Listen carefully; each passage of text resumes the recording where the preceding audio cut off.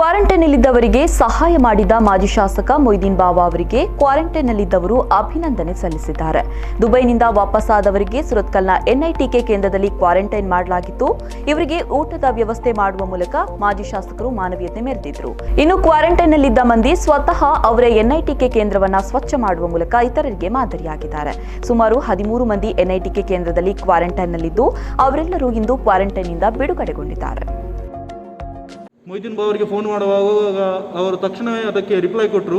ಅವರು ಹೇಳಿದರು, ನೀವು ಎಷ್ಟು ದಿನ ನಿಲ್ತೀರಿ ಅಷ್ಟು ದಿವಸ ನಾನು ಫುಡ್ಡು ಮತ್ತು ಬ್ರೇಕ್ಫಾಸ್ಟ್ನ ವ್ಯವಸ್ಥೆ ಮಾಡ್ತೇನೆ, ಏನು ಟೆನ್ಷನ್ ಮಾಡೋದು ಬೇಡ. ಯಾಕೆಂದರೆ ನಾವು ಅವರ ಬಗ್ಗೆ ತುಂಬ ಕೇಳಿದ್ದೇವೆ, ಅವರಿಗೆ ಸಮಾಜಕ್ಕೆ ತುಂಬ ಹೆಲ್ಪ್ ಮಾಡಿದ್ದಾರೆ. ಯಾವತ್ತೂ ಹಿಂದೆ ಮುಂದೆ ನೋಡಲಿಲ್ಲ ಊಟದ ವ್ಯವಸ್ಥೆ ಹಾಗೂ ಬ್ರೇಕ್ಫಾಸ್ಟ್ನ ವ್ಯವಸ್ಥೆ. ಟೈಮಲ್ಲಿ ಊಟ, ಟೈಮಲ್ಲಿ ಬ್ರೇಕ್ಫಾಸ್ಟ್ ಬಂದಿದೆ ಗೆಳೆಯರೆ, ಸತ್ಯವಾಗಿ ಹೇಳ್ತೇನೆ.